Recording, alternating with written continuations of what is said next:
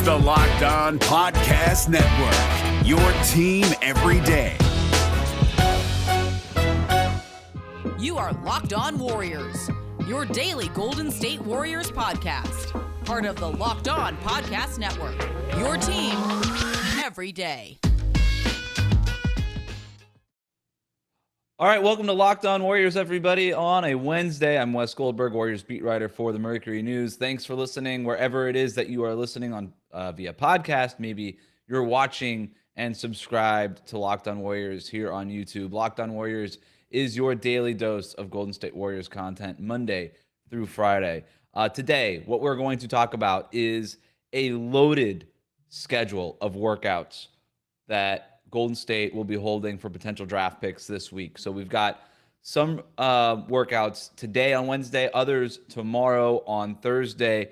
And these workouts, we're going to talk about each of these players, sort of break them down, how they could potentially fit with the Warriors, and discuss what kind of direction that the Warriors might be going in, not just with the 7th overall pick, but with this 14th pick. We talk a lot about what the Warriors can do at number 7. We don't talk so much about what they could do at number 14. So we're going to cover all of that and maybe try to glean some hints as to what it is that the Warriors front office is thinking as the draft approaches. But let's start with the first player here on the list, Tre Mann, the guard out of Florida. He averaged 16 points per game, 5.6 rebounds, and 3.5 assists last year at Florida. Shot 40.2% from three-point range, a 6'3", 180-pound guard. Had a growth spurt late in his career at Florida, which turned him from a fringe type of NBA prospect to a bona fide first-rounder and a guy who could potentially be in play at number 14.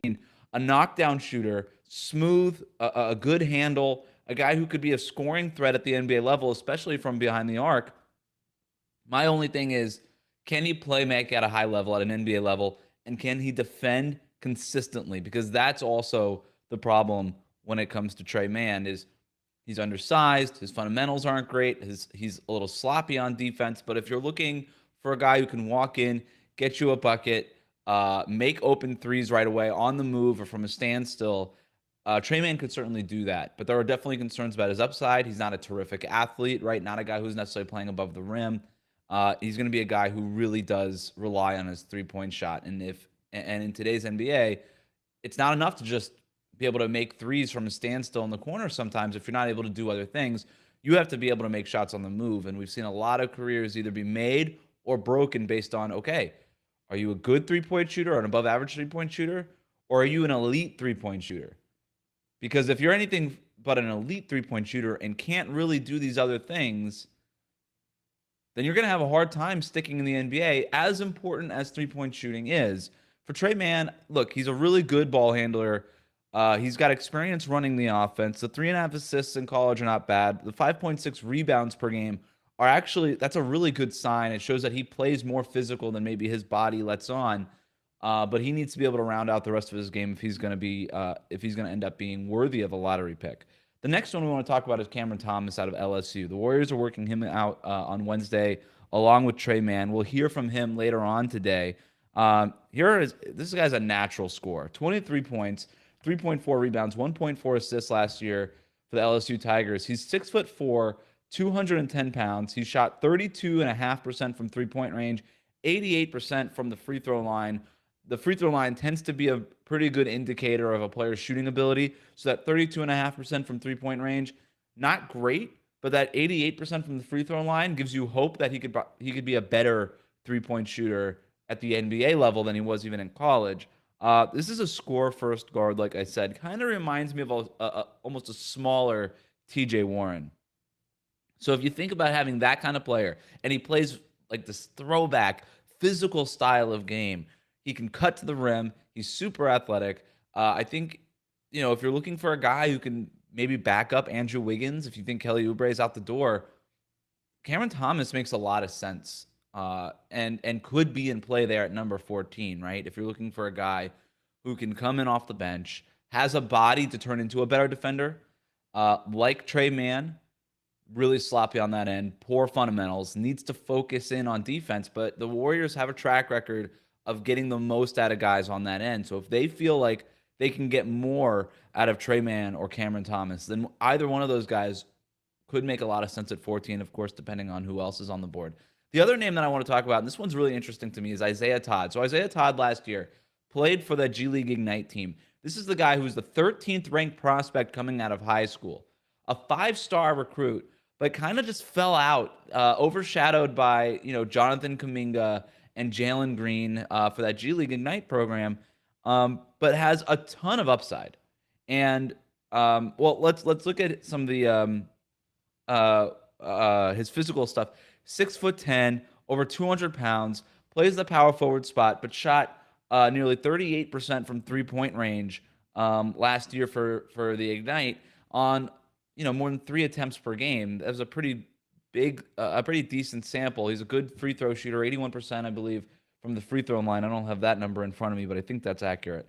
The Warriors have been looking for a stretch big for years now, right? You go back to the DeMarcus Cousins signing. They've been looking for that kind of presence for years, and they've really never truly had it, right? They've gone from everybody from Dragon Bender, Marquise Chris, Amari Spellman. You think about all these guys that have come through, and they really haven't found any they haven't really found a solid floor spacing presence from the 5. And of course, James Wiseman shows flashes of being able to do that. But first of all, we don't even know if he's going to be on the roster next year and when he's going to come back from this ACL thing. And it's not enough just to have Wiseman, because you're probably going to want to be using him more as a rim roller. But if you could find a floor spacing big who has more of a track record for making threes than even Wiseman does, I think Isaiah Todd could make sense. He's a guy who could play power forward, stretch the floor for you a little bit, play center. His best case scenario might be like a Bobby Portis type, right? And we're seeing right now in the finals that Bobby Portis is having a nice contribution and a good impact for Milwaukee. So Isaiah Todd to me is interesting. The other thing with him is that, and this is from the Athletics' Shams Charania, that he's basically stopped working out for teams that don't have lottery picks. Isaiah Todd's out, according to ESPN, he's not a first-round player. So either Isaiah Todd and his agent know something that we don't know, or they're trying to get up draft boards by narrowing their focus on these lottery teams. Now, it's just because you're not working out for other teams doesn't mean that they can't take you, right? They could draft whoever they want. But that to me is pretty telling, that Isaiah Todd is saying, hey, look, I was a 13th recruit in the nation. I was a 5-star guy. I'm 6'10". I could space the floor. What else do you want? This is exactly what I'm an elite athlete, great size, good shooter. What else do you want from me? Why wouldn't I be a lottery pick? Well, there's a lot of other inconsistencies to his game. He's still pretty raw. Had a hard time jumping off the page with a G League team. And so there are concerns there. But, he believes that he should be a lottery pick. The Warriors are working him out on Wednesday. I don't know if he's going to climb the draft boards like that between now and July 29th, but it's at least something worth keeping an eye on. And the Warriors are obviously doing their due diligence here. Coming up next, we'll talk about some of the players that the Warriors are working out on Thursday, including the polarizing Davion Mitchell. But first, this episode is brought to you by Green Room. Green Room is the first social audio platform made for sports fans. The app is free to download, and once you're in, you can talk with me, other fans, athletes, and insiders in real time about your favorite team or sport. I'll be hosting rooms for Locked On Warriors once a week. You can join in on the conversation that you listen to here every day. Green Room is perfect for watch parties, debates, post-game breakdowns, and reacting to the biggest breaking news. Be sure to join me Thursday at noon Pacific time, along with Bram Hilsman of the Warriors Huddle podcast. I'm letting you know now so you could put it down on your calendar. Noon Pacific on Thursday. Be a friend. Come on through. Go download the free Green Room app now, currently available on all iOS devices. Create a profile, link your Twitter account, and join the NBA group for the latest league updates. Follow me at WC Goldberg to be notified when my room goes live, and I'm notifying you now, Thursday, noon Pacific. Green Room, changing the way we talk sports.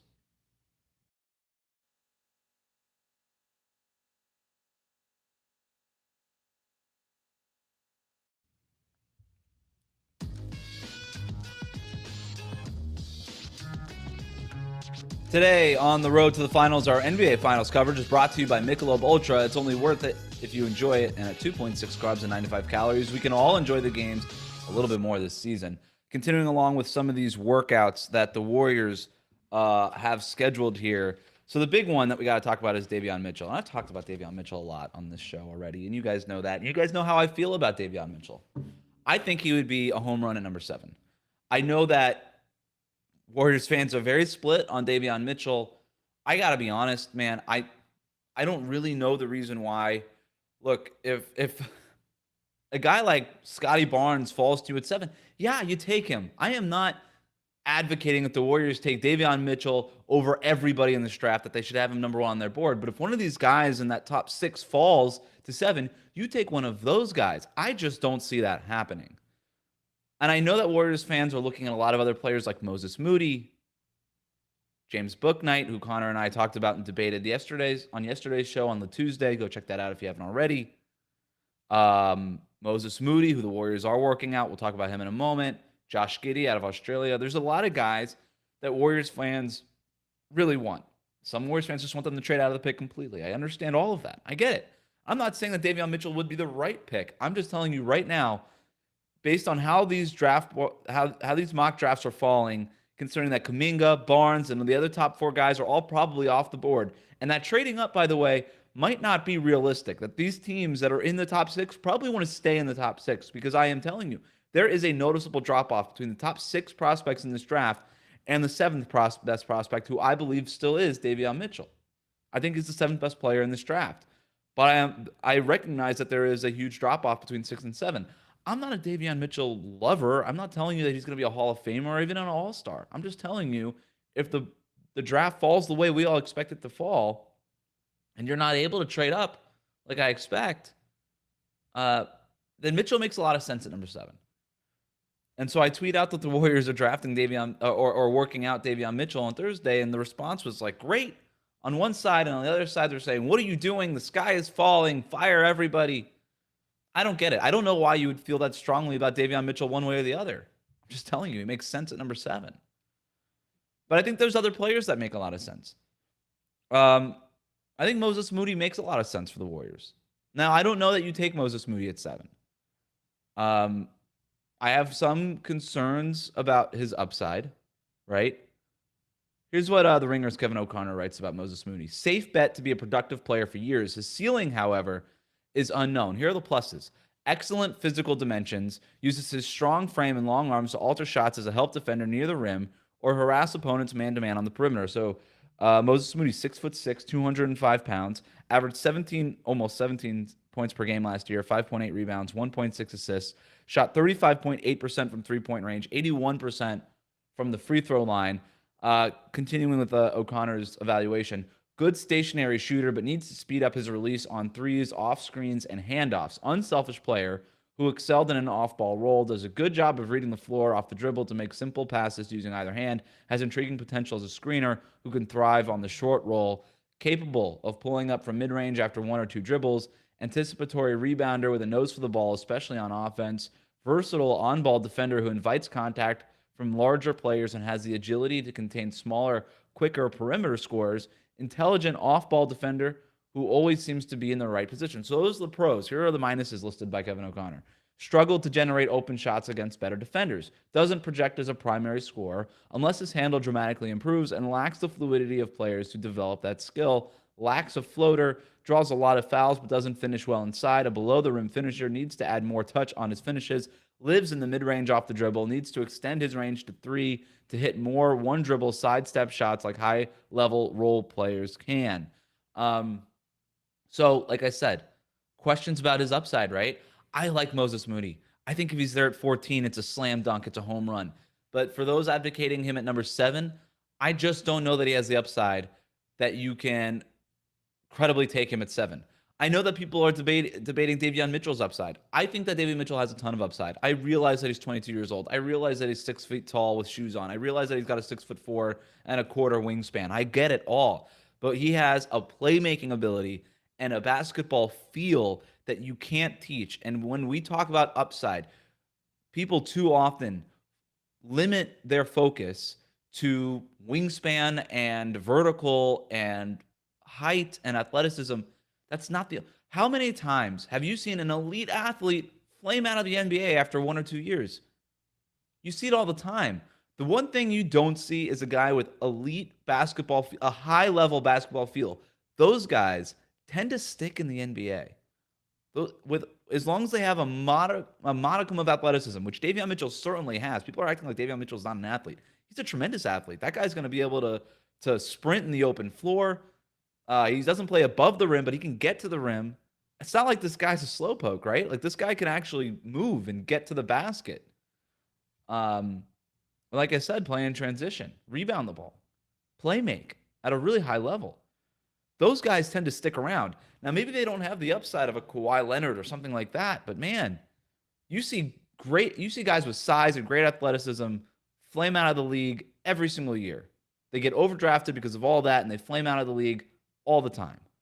But I just don't see guys with Mitchell's feel fail that way very often, if at all.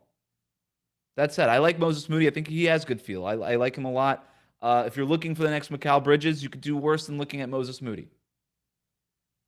The Warriors aren't working out this guy, at least as far as I know in these 2 days. But Trey Murphy III out of Virginia, he is a guy that's getting late lottery buzz. Maybe he's a guy that also he's even a better shooter than Moses Moody, 41% for his career. That's a guy that I would consider at number 14. So I like Moody. If you can get him at 14, great. He might go closer to 10 if he's off the board. Sucks. If the Warriors took him at 7, they probably feel like he has a lot more upside than I think or that O'Connor thinks or a lot of people think. 7 seems a little too high, but I like him as a player. Wouldn't be terribly disappointed if they took him. I think he could come in and contribute right away. My only thing is he really that great of a three-point shooter? It's less than 36%, 36% in college. It's fine, but it's not like elite. It's not great. Like Trey Murphy shot 41, 42%. Davion Mitchell shot 45% last year as a junior. The other guy that they're working out is Kai Jones out of Texas. This guy's really, really interesting. 6'10", 220 pounds, 8.8 points per game, 4.9 rebounds per game, shot 39.4% from three-point range, albeit in a small sample size. Just a really raw but tantalizing athlete with a lot of promising perimeter skills. This is a guy who, if you wanted to bet big, Kai Jones could end up being maybe the best big man in this draft, right? With everything that he provides. Some people are comparing him to Bam Adebayo. I wouldn't go that far necessarily. But like a Christian Wood type, maybe even a JaVale McGee with an outside jumper potentially, a Jackson Hayes type. That's kind of more what we're looking at with Kai Jones, but he has the footwork, the athleticism, the fluidity, the side-to-side movements, all that stuff that could help him thrive at the NBA level in a very meaningful way and eventually develop. But he's really, really raw. And if the Warriors were really considering taking Kai Jones, it might signal that they're willing to move on from James Wiseman and want to take another raw big man, or somehow believe that Wiseman and Jones can coexist in the front court, which I'm a little dubious about. The other guy is Jalen Johnson out of Duke. He played just 13 games with Duke before leaving the program. 6'7", 210 pounds, a versatile forward who can be dangerous and transition, even though his half-court game is still questionable. 11.2 points per game, 2.2 assists, 1.2 steals, 44.4% from three-point range, but only on 18 attempts, so you can't really make much of that. This is a guy who is going to get to the NBA level and could give you immediate athleticism and size and maybe some defensive versatility, but he's raw. There's, again, questions about how he can function in the half court, but if he gets a rebound, if he pulls down a rebound, he can sprint and transition and finish with a dunk, like a Miles Bridges type, things like that. That's where Jalen Johnson is. I understand why the Warriors are working him out. I don't love the fit in Golden State. I think he's much too raw, and even though the athleticism and the upside is very interesting there, but I would probably look for a guy who can contribute a little bit more immediately than necessarily Jalen Johnson. So of that group, not including Davion Mitchell, I like Moses Moody. If he's there at 14, obviously that's the pick that you have to make. I like Kai Jones but I don't love him. And look, I just realized that I spelled his name wrong on my on the notes here. Kai Jones. But probably doesn't make sense if you still have Wiseman on the roster. And as far as the first day workout guys, the Wednesday workout guys, I really like Cameron Thomas. I think that's the kind of guy that could be helpful for Golden State, and he has enough upside defensively, enough size where of that group, I like him. Still some questions about Isaiah Todd. Maybe you can get him. You could buy a second-round pick or get him. Maybe he goes undrafted. I don't know. But at 14, that seems a little high for me, at least right now. Again, maybe they know something we don't going forward. So, yeah. All guys that everybody should like. All guys that everybody should like. Built Bar is a protein bar that tastes like a candy bar. But unlike most protein bars, it actually tastes good and it's good for you. Built Bar is great for health-conscious men and women, whether you want to maintain or lose weight while indulging in a delicious treat. Built Bars are low-calorie, low-sugar, high-protein, and high-fiber, and they have plenty of delicious flavors available now. Coconut, cherry barcia, raspberry, mint brownie, double chocolate, salted caramel, strawberry, orange, cookies and cream, and German chocolate. My favorite now is I just ordered strawberry. That's their newest flavor. I had it a couple days ago. That's awesome. I mean, it's like a chocolate-covered strawberry. You can't go wrong with that. If you don't have a favorite yet, you can get a mixed box where you'll get 2 each of 9 flavors. Help you decide. Not only is Built Bar the best-tasting protein bar, it's healthy too. Check out these macros. 17 to 18 grams of protein, calories ranging from 130 to 180, only 4 to 5 grams of sugar, and only 4 to 5 grams of net carbs. That fits every diet, people. Amazing flavors, all tasty, all healthy. Go to built.com and use the promo code LOCKED15 and you'll get 15% off on your next order. Again, use the promo code LOCKED15 for 15% off at builtbar.com. BetOnline is the fastest and easiest way to bet on all of your sports action. The NBA playoffs are on, and even though the Warriors aren't a part of it, you can be. Take a look at the spreads, the money lines, over-unders, and more at BetOnline. BetOnline even covers awards, TV shows, and reality TV. Real-time updated odds and props on almost anything you can imagine. BetOnline has you covered for all of the news, scores, and odds. It's the best way to place your bets, and it's free to sign up. Head to the website or use your mobile device to sign up today and receive your 50% welcome bonus on your first deposit when you use the promo code LOCKEDON. BetOnline, your online sportsbook experts.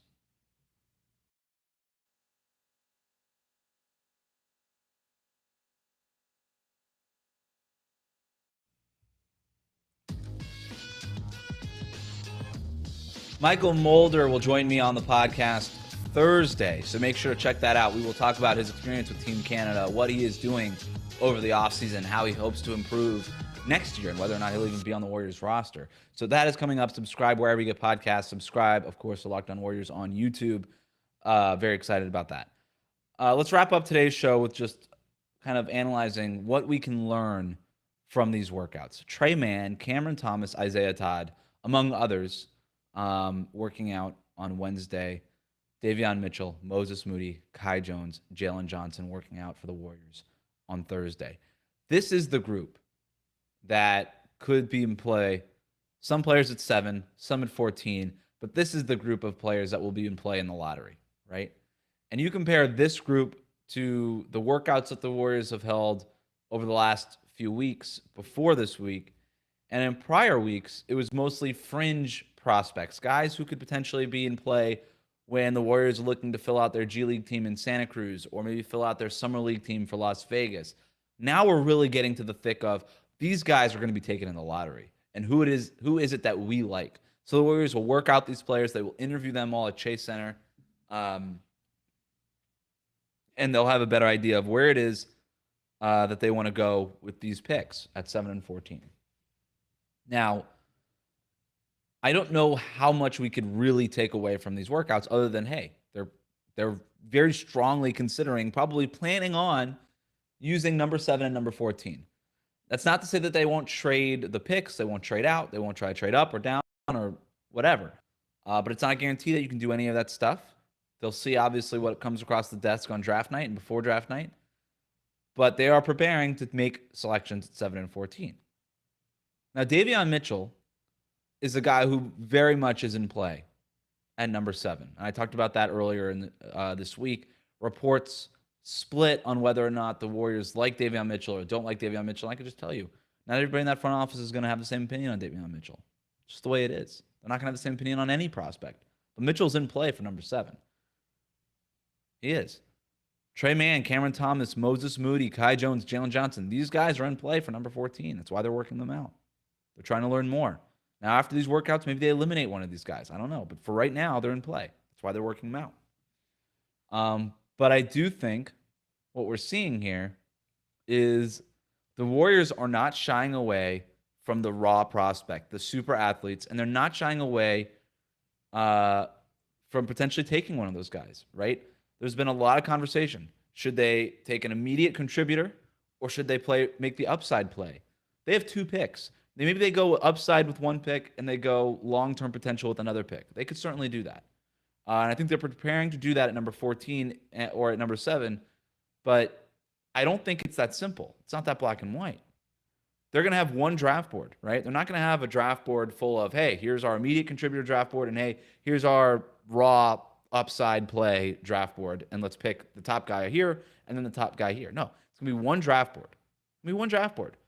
And at number 7, they're going to take the guy that's highest on the board as long as they keep the pick. And at 14, as long as they keep the pick, they'll take the guy that's highest on the board. Period. That's how they'll do it. And if both players are immediate contributors, great. So be it. If both players are upside guys, that's what it is, right? We can agree or disagree on all that, but I'm just telling you how it is. I think that the Warriors should go guys that could immediately contribute. I don't know why you would make the upside play. You already have James Wiseman. That was your upside bet last year. And you already have go-to scorers in Stephen Curry, and you got a go-to defender in Draymond Green, anchor of your defense. Klay Thompson's coming back. Andrew Wiggins is still young. Ton of upside there still too. I don't know that they need to make the upside play. What they need is to fill out the rotation if they want to go try to win a title with Steph Curry in the next couple of years. And they don't really have a lot of options in free agency to do that, so you might as well treat the draft as an extension of free agency. I think a lot of these guys can help. You know my opinion on Davion Mitchell. I like Moses Moody a lot. I think he could be helpful. I like Cameron Thomas. 14 might be a little high, but you're doing your due diligence. And there's a lot of other guys that I like too. The Warriors will continue working out guys. This is not the end of it. This is just a sample of some of the guys that they're working out. They're just getting started. The draft is July 29th. We're still 2 weeks away. A lot of homework still to be done. That'll do it for us today. Remember to subscribe to new episodes of Locked On Warriors wherever you listen to podcasts, rate, review, say nice things about the show. And then Locked On Warriors is also on YouTube, so you can watch the show. Subscribe to our channel if you aren't subscribed already. Of course, you can reach me on Twitter at WC Goldberg or by email at wgoldberg@bayareanewsgroup.com. Enjoy your day. Thanks for listening, and I'll see you here tomorrow.